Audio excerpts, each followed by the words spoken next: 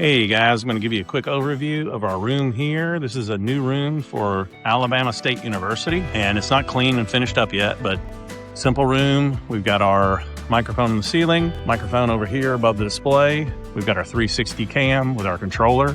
We have our OneTouch interface. There's also a sister 65-inch touchscreen that rolls into this room that becomes a part of the room. Here's our OneTouch interface with our peripheral controls, our AI interface, and how we ingest all that. Some touch and presentation functions. And if you know OneTouch, you know this system controls everything. It's a full control system, meeting room system, podcast studio. It kind of does it all, but we just use a Windows PC as the controller, as our codec, as our video streaming engine, as our video recording system, transcriptions, translation, all those things built into Windows PC that acts as your QSYS or Crestron controller.